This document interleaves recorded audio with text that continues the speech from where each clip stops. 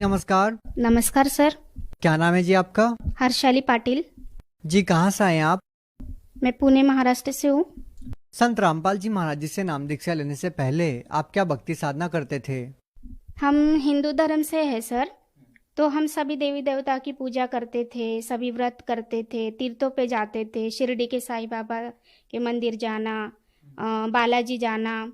और हम नासिक से है तो नासिक में हम लोग पंचवटी जाना, हर कोई बड़ा सा व्रत रहता था एकादशी का या कुछ भी, तो हम लोग गंगा स्नान के लिए जाते थे पंचवटी में।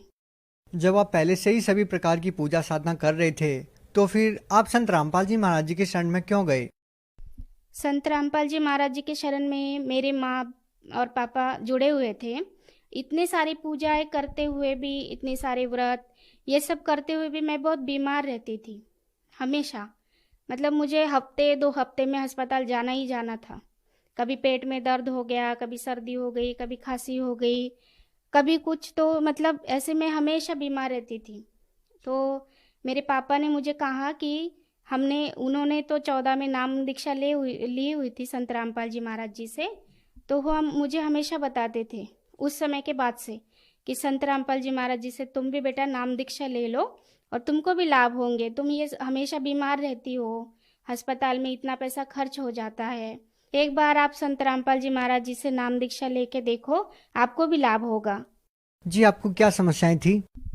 मुझे अपने पेट में, मुझे ना मेरे पेट में एक सिस्ट हुआ था लेफ्ट वोर में। तो मैंने डॉक्टर से ट्रीटमेंट करवाई अपनी, लेकिन वो ठीक नहीं हो रहा था। फिर 1 अगस्त 2015 में मेरा ऑपरेशन हुआ।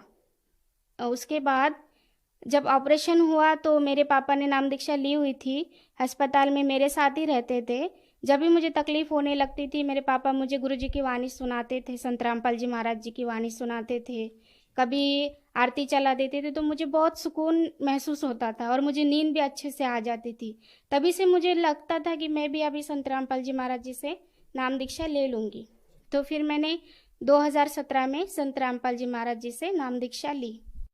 जी आपने संत रामपाल जी महाराज जी से नाम दीक्षा इसलिए ली कि आपकी जो बीमारी है उसमें आपको राहत मिले। आपका पहले से एक ऑपरेशन हो चुका था। तो हम आपसे ये जानना चाहेंगे, क्या संत रामपाल जी महाराज जी से नाम दीक्षा लेने के बाद आपको अपनी बीमारी में कोई राहत मिली? 1 अगस्त 2015 को मेरा एक ऑपरेशन हो चुका था। फिर 2016 से फिर से मुझे तकलीफ शुरू हुई। मतलब इतनी तकलीफ फिर से मुझे होने लगी। फिर मैं सोचने लगी कि ये मेरा तो एक बार ऑपरेशन हो चुका है, अब फिर से क्यों ऐसी तकलीफ हो रही है। हमने डॉक्टर को पूछा तो डॉक्टर ने फिर से मेरी लेफ्ट ओर में बड़ी सी गांठ बता दी। तो फिर हम बहुत डर गए, मेरे पापा वो सब सब लोग डर गए, मेरे हस्बैंड, कि फिर से गांठ होने। पहले तो मेरा बच्चा जो हुआ है वो सीजर से हुआ है, उसके बाद मेरा दूसरा ऑपरेशन और उसके बाद तीसरा ऑपरेशन। मैं कैसे, मतलब सब लोग डर गए कि कैसे हो सकता है ये। फिर भी फिर पापा ने कहा कि तुम नाम दीक्षा ले लो बेटा, जो भी होगा मालिक देखेंगे, संत रामपाल जी महाराज तो सबके ऊपर दया करते हैं। तो मैंने 26 मार्च 2017 को संत रामपाल जी महाराज जी से नाम दीक्षा ले ली। और उसके बाद अ, फिर डॉक्टर ने कहा कि गांठ बड़ी हो रही है तो उसका ऑपरेशन करना पड़ेगा तुमको। तो हमने संत रामपाल जी महाराज जी से, नहीं, हम पहले 2-3 डॉक्टर को दिखाए कि शायद दवाई से अच्छा हो जाए। लेकिन डॉक्टरों ने हमें बहुत मतलब ऐसा कहा कि नहीं, ये ऑपरेशन नहीं हो सकता आपका, या तो बहुत रिस्क रहेगी इसमें, आप बड़े बड़े डॉक्टर को बुलाना पड़ेगा क्योंकि आपका तीसरा ऑपरेशन है और हमें लगता है कि ये कैंसर का गांठ है जो आपको बार बार हो रही है। उसके बाद मुझे केमो का इंजेक्शन देना शुरू कर दिया। तो ये वो क्या कैंसर की ही गांठ थी और केमो का इंजेक्शन देना शुरू कर दिया। जैसे ही मैंने 3 इंजेक्शन लिए और मुझे बहुत तकलीफ होने लगी, मेरे बाल गिरने लगे, में इतना वीकनेस आ गया था कि मैं उठ भी नहीं पाती थी बिल्कुल। मुझे हाथों की मेरे छाले जैसे निकलने लगे, सब स्किन निकलने लगी। तो फिर से हमने परमात्मा से, मतलब संत रामपाल जी महाराज जी से प्रार्थना लगवाई। तो मैंने तो कहा गुरु जी से कि अब तो परमात्मा आप ही हो, मुझे अब कोई दवाई ये सब नहीं खाना है। ठीक है, तो फिर उसके बाद फिर से हमने, डॉक्टरों ने हमसे कहा कि रेगुलर आप चेकअप करवा लो एक बार सोनोग्राफी करवा लो। जैसे मैंने सोनोग्राफी की और उसके बाद जो मुझे पता चला, उसके बाद तो मेरी पैरों तले जमीन ही निकल गई सर जी। क्योंकि उसके बाद जो कहा डॉक्टर ने कि आपका लेफ्ट ओर तो निकाल दिया गया है, आपकी गांठ भी निकल गई, लेकिन फिर से आपको राइट जो ओर है आपकी, उसमें इतनी सारी गांठें आपको आ रही है कि आपको अभी सीधे आपकी बच्चेदानी निकालनी पड़ेगी। तो फिर हम सब डर गए इतना, मतलब कि तीसरी बार चौथी बार जैसे मेरा उसी जगह पे ऑपरेशन करना, ये तो मतलब हो ही नहीं सकता था। तो फिर हमने संत रामपाल जी महाराज जी से प्रार्थना लगवाई और फिर मैंने संत रामपाल जी महाराज जी से मन ही मन कहा कि हे परमात्मा, आप ही परमात्मा हो, आप ही सबसे बड़े डॉक्टर हो इस पृथ्वी के, आपके सिवा तो कोई डॉक्टर है ही नहीं हमारे लिए। हम आपके बच्चे हैं, आपके शरण में आए, आप मुझे आपको जैसे भी रखना है मालिक आप ही रखो। तो फिर मैंने दवाई वो सब बंद कर दिया, मैंने किसी भी डॉक्टर को नहीं दिखाया उसके बाद। फिर मेरा जो 1 अगस्त को ऑपरेशन हुआ था 2017 में, मुझे डॉक्टर ने कहा था कि आप सफ़र नहीं कर सकती। तो सर जी उस दिन के बाद मैं, वो दिन है जिस दिन मैंने संत रामपाल जी महाराज जी से प्रार्थना लगाई, और उस दिन के बाद आज का दिन है, आज 4 साल हो गए। मैंने ना तो कोई सोनोग्राफी करवाई है अपनी, ना ही किसी डॉक्टर के पास गई हूँ, और मैं आज बिल्कुल स्वस्थ हूँ, बिल्कुल अच्छी हूँ। संत रामपाल जी महाराज जी के दया से मैं बिल्कुल आज ठीक हूँ। हंसाली जी, आपने हैरान कर देने वाली बात बताई है कि जिस कैंसर की बीमारी का ऑपरेशन आपका 2 बार हो चुका था, उसके बावजूद आपको कैंसर की बीमारी दोबारा से हो रही थी, और आपने बताया कि संत रामपाल जी महाराज जी ने आपकी वो कैंसर की बीमारी ठीक कर दी।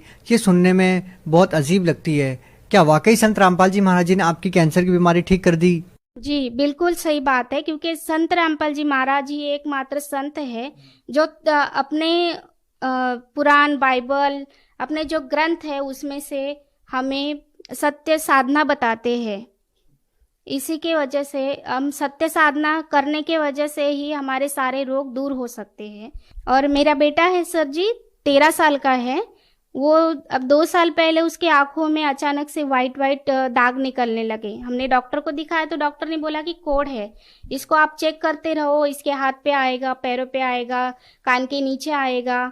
तो मैंने अपने पापा से कहा कि पापा ऐसा ऐसा है, तो पापा ने कहा कि नहीं बेटा ऐसा नहीं हो सकता, परमात्मा, हम संत रामपाल जी महाराज जी के शरण में है हम, तो कोढ़ का दाग, जब तुम्हारा कैंसर ठीक हो सकता है तो कोढ़ का दाग उनके लिए क्या है, बस उसे भक्ति करने के लिए बोलो, क्योंकि वो भी गुरु जी की शरण में है, संत रामपाल जी महाराज जी के शरण में है।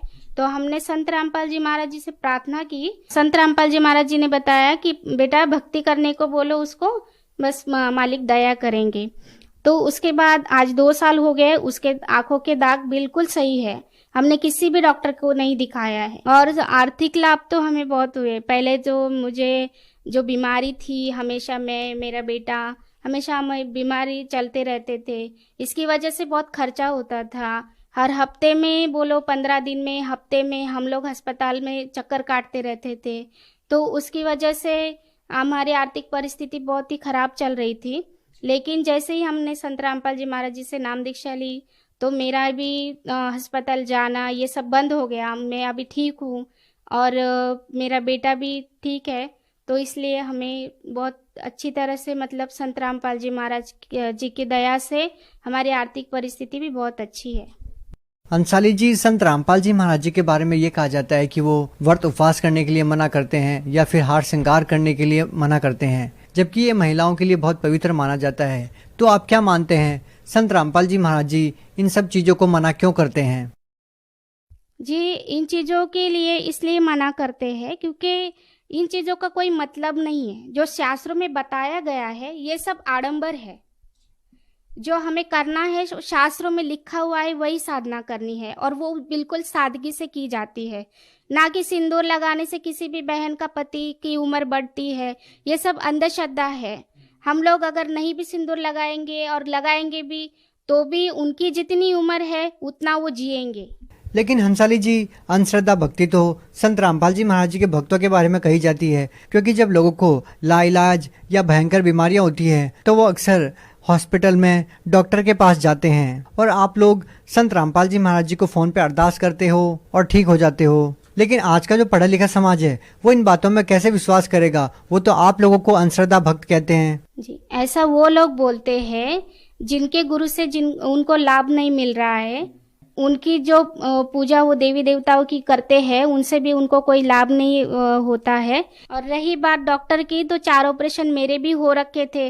मैं तो कैंसर की बीमारी से जूझ रही थी, फिर भी मैंने संत रामपाल जी महाराज जी से नाम दीक्षा लेने के बाद मुझे लाभ हुआ। मेरा आज कैंसर बिल्कुल ठीक है और मैं बिल्कुल स्वस्थ हूँ। आपको भी इस तरह के लाभ चाहिए तो आप भी संत रामपाल जी महाराज जी के शरण में आके देखिए, आपको भी लाभ मिलेगा। आप भगत समाज को क्या संदेश देना चाहते हैं?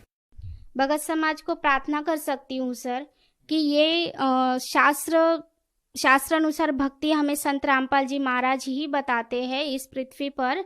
इनके अलावा और कोई भी संत नहीं है जो शास्त्र अनुसार साधना बताते हैं। तो आप संत रामपाल जी महाराज जी के सत्संग सुनिए, ज्ञान समझिए और उनके शरण में आइए। अगर कोई व्यक्ति संत रामपाल जी महाराज से नाम दीक्षा लेना चाहता है तो उनसे नाम दीक्षा कैसे प्राप्त कर सकता है? जी, विविध चैनलों पर संत रामपाल जी महाराज जी के सत्संग चलते हैं, जिसके नीचे पीली पट्टी चलती है। आप उस नंबर पे फ़ोन करिए, वहाँ से नज़दीकी नामदान सेंटर का पता कीजिए और उनसे नाम दीक्षा लीजिए जो निःशुल्क मिलती है। उनसे नाम दीक्षा लेकर आप अपना कल्याण करवाइए। जी बहुत बहुत धन्यवाद। धन्यवाद सर।